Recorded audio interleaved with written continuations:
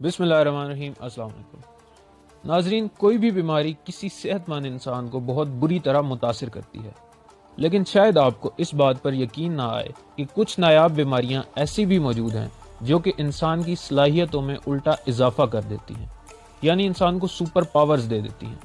ابھی تک شاید آپ نے سپر ہیروز کا تذکرہ صرف موویز میں ہی سنا ہوگا، لیکن آج کی اس ویڈیو میں ہم آپ کو میڈیکل فیلڈ کی چند ایسی ہی بیماریوں کے بارے میں بتائیں گے جو کہ انسان کو سپر پاورز دے دیتی ہیں۔ سپر میموری یہ ایک ایسی بیماری ہے جس میں مریض کو کچھ بھی نہیں بھولتا۔ اس بیماری کا سائنسی نام ہائپر تھائمیزیا ہے۔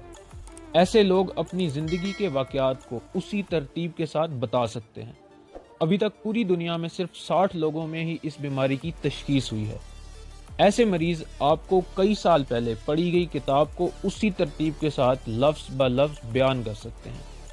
آپ شاید یہ سوچ رہے ہوں کہ یہ تو پھر ایک نعمت ہے، لیکن ایسا بالکل نہیں ہے، کیونکہ بھول جانا ایک بہت بڑی نعمت ہے۔ ایسے مریض اپنی زندگی کے ناخوشگوار واقعات بھی نہیں بھول پاتے، جن کو وہ بھول جانے کی ہر ممکن کوشش کرتے ہیں۔ اس کے علاوہ وہ اور بھی کئی مسائل کا شکار ہوتے ہیں، جیسا کہ نیند کا نہ آنا، بہت جلدی تھک جانا اور سر درد وغیرہ۔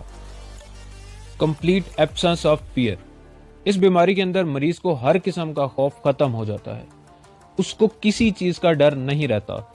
اس بیماری کا سائنسی نام ارباک ویٹ ڈیزیز ہے۔ ابھی تک اس بیماری کے صرف 400 مریض تشخیص ہوئے ہیں، اور ان میں سے آدھے مریضوں کا تعلق ساؤتھ افریقہ سے ہے۔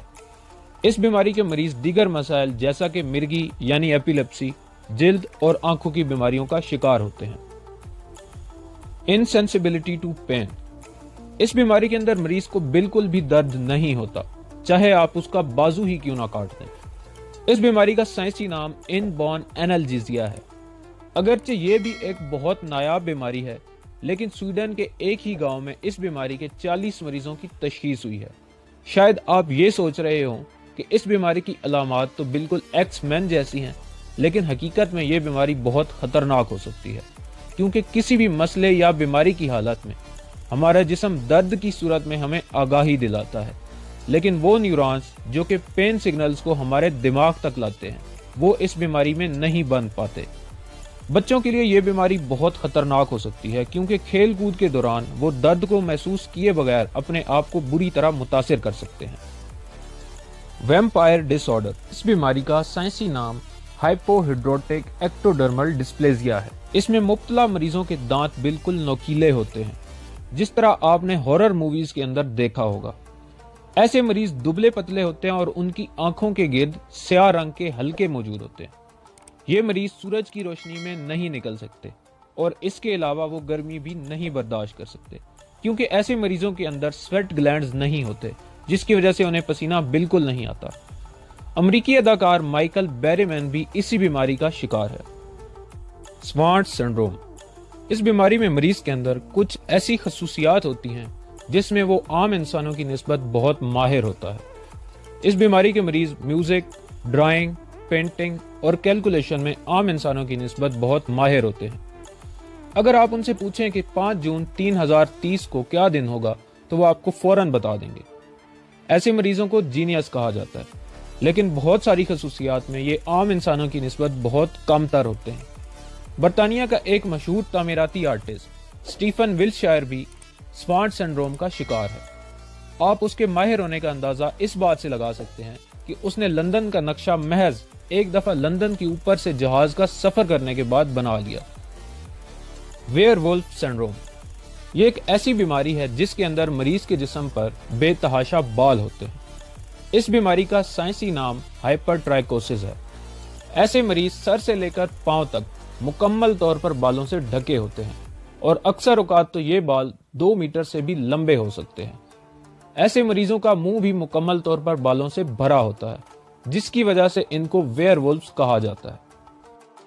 آکٹوپس پیپل ناظرین، آپ نے آکٹوپس کو تو ضرور دیکھا ہوگا۔ جس طرح ایک آکٹوپس کے بہت زیادہ بازو ہوتے ہیں، اسی طرح ایسے مریضوں کے اندر عام لوگوں سے زیادہ ہاتھ، پاؤں یا پھر بازو ہو سکتے ہیں۔